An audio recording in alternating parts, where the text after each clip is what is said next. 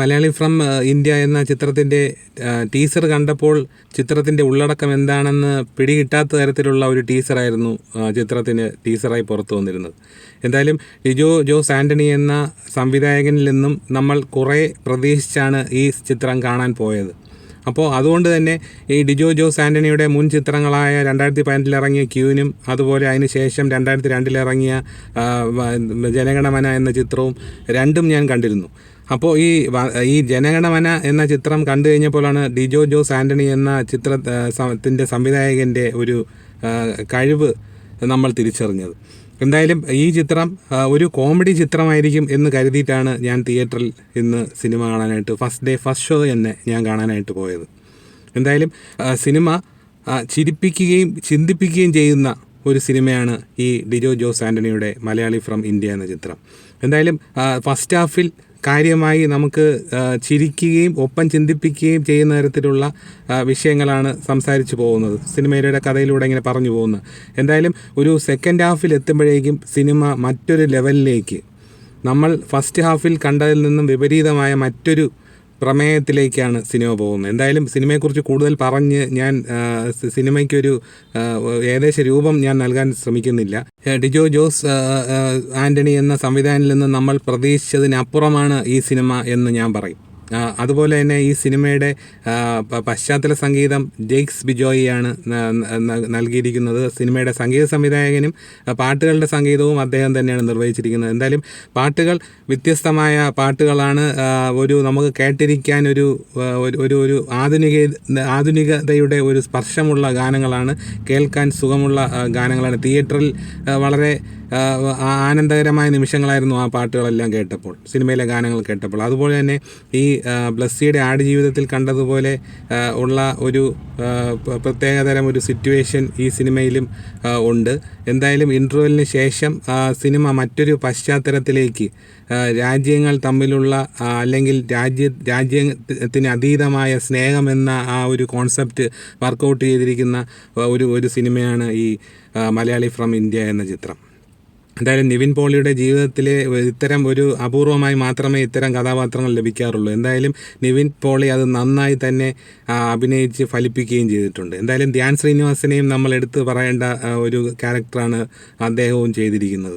എന്തായാലും ഈ Malayali from India എന്ന ചിത്രം കണ്ടപ്പോൾ എനിക്ക് തോന്നിയ മറ്റൊരു കാര്യം, ഈ വർഷം നമ്മളിപ്പോൾ മലയാളത്തിൽ കോടികളുടെ മണിക്കിലുക്കം എന്നാണ് നമ്മളിപ്പോൾ പറഞ്ഞുകൊണ്ടിരിക്കുന്നത്. അപ്പോൾ എന്തായാലും ഇനിയും കോടികളുടെ മണിക്കിലുക്കം തുടരും എന്നതിൻ്റെ സൂചനയാണ് ഈ സിനിമയും. കാര്യം ഈ സിനിമ ഒരു ക്രൗഡ് പുള്ളർ തന്നെ ആയിരിക്കും.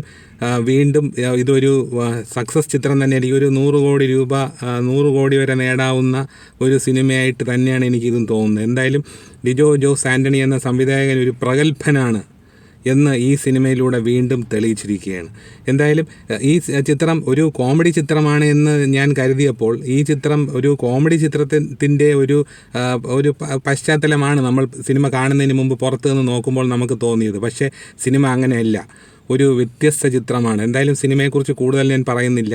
എന്തായാലും എല്ലാവരുടെയും എനിക്ക് ഇതിനകത്ത് ധ്യാൻ ശ്രീനിവാസൻ്റെ പെർഫോമൻസ് എടുത്ത് പറയേണ്ടതാണ്. അതുപോലെ തന്നെ മഞ്ജു പിള്ളയുടെ പെർഫോമൻസ് എടുത്ത് പറയേണ്ടതാണ്. എന്തായാലും ഈ മഞ്ജു പിള്ള ചെയ്ത ഈ നിവിൻ പോളിയുടെ അമ്മയുടെ റോൾ വർഷങ്ങൾക്ക് മുമ്പായിരുന്നെങ്കിൽ ഒരുപക്ഷെ ഇത് KPS ലളിതയ്ക്ക് കിട്ടേണ്ട ഒരു ക്യാരക്ടറായിരുന്നു. കാര്യം അത്രത്തോളം ഡെപ്തുള്ള ഒരു അഭിനയിക്കാനുള്ള ഒരു അമ്മ വേഷം എന്ന് പറയുമ്പോൾ നമ്മുടെ മനസ്സിൽ പെട്ടെന്ന് വരുന്നത് KPS ലളിതയാണ്. എന്തായാലും വർഷങ്ങൾക്ക് മുമ്പായിരുന്നു ഈ ചിത്രം എടുത്തിട്ടുള്ളതെങ്കിൽ ഈ ചിത്രത്തിൽ മഞ്ജു പിള്ള ചെയ്ത റോൾ KPS ലളിതയായിരുന്നെങ്കിൽ കുറേ കൂടി എന്തെങ്കിലുമൊക്കെ പ്രേക്ഷകന് കാണുവാനുള്ള വകയുണ്ടായെന്ന് എനിക്ക് തിയേറ്ററിൽ ഇരുന്നപ്പോൾ തോന്നി.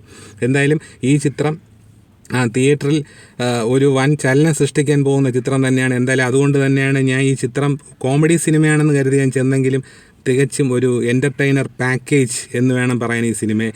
അതിൽ അഭിനയിച്ച എല്ലാവരും വളരെ ഭംഗിയായി തന്നെ സിനിമയിൽ അഭിനയിച്ചിട്ടുണ്ട് എന്ന് എനിക്ക് സിനിമ കണ്ടപ്പോൾ തന്നെ മനസ്സിലായി. കാര്യം അത്രയും ക്യാരക്ടർ കാസ്റ്റിംഗ് വരെ വളരെ പെർഫെക്റ്റ് ആയിട്ടാണ് ചെയ്തിരിക്കുന്നത്. ഒരു കാസ്റ്റിങ്ങിൽ പോലും എന്തെങ്കിലും ഒരു വിട്ടുവീഴ്ചയ്ക്കോ അല്ലെങ്കിൽ കാസ്റ്റിങ്ങിൽ എന്തെങ്കിലും തരത്തിലുള്ള വീഴ്ചയോ സംഭവിച്ചതായിട്ട് എനിക്ക് ഈ സിനിമ കണ്ടപ്പോൾ തോന്നിയതേയില്ല. എന്തായാലും ഇതൊരു കംപ്ലീറ്റ് ഫാമിലി എൻ്റർടൈനർ സിനിമ തന്നെയാണ്. അപ്പോൾ ഇതിനകത്ത് ഒരു പൊളിറ്റിക്കൽ പരമായിട്ടുള്ള, അതായത് പല പാർട്ടികളെയും ഒരു തരത്തിൽ കളിയാക്കുന്ന വന്നതാണോ എന്ന് എനിക്കറിയില്ല. എന്തായാലും പല പാർട്ടികളെ മനസ്സിൽ കണ്ട് സംഭാഷണങ്ങൾ എഴുതിയതുപോലെയൊക്കെ എനിക്ക് ഇടയ്ക്ക് തോന്നി. അതുപോലെ മറ്റൊരു കാര്യം, സിനിമയുടെ സംഭാഷണം തുടക്കം തൊട്ട് ഒടുക്കം വരെ വളരെ മനോഹരമായ സംഭാഷണങ്ങൾ കൊണ്ട് വളരെ സമ്പന്നമാണ് ഈ സിനിമ. എന്തായാലും ഈ സിനിമ തിയേറ്ററിൽ കാണേണ്ട ഒരു ചിത്രം തന്നെയാണ്. ഒരു തിയേറ്റർ അനുഭവമാണ് ഈ സിനിമ. എന്തായാലും തിയേറ്ററിൽ ഞാൻ കാണാൻ പോയപ്പോൾ നിറച്ച് ഹൗസ്ഫുള്ളായിരുന്നു. തിയേറ്റർ നിറച്ച ആളുണ്ടായിരുന്നു. അതിന് സിനിമ കഴിഞ്ഞ് ഇറങ്ങിയപ്പോൾ അടുത്ത ഷോയ്ക്കും വീണ്ടും അതുപോലെ തന്നെ ആളുകൾ നിൽക്കും. എന്തായാലും ഇത് ആളുകൾ ഏറ്റെടുത്ത് കഴിഞ്ഞു ഈ സിനിമ എന്നാണ് ഇതിൻ്റെ ഈ കാണുന്ന തിരക്കിൻ്റെ സൂചന എന്ന് എനിക്ക് തോന്നുന്നു. വരും ദിനങ്ങളിൽ എന്തായാലും മലയാളി ഫ്രം ഇന്ത്യയെക്കുറിച്ചായിരിക്കും കൂടുതൽ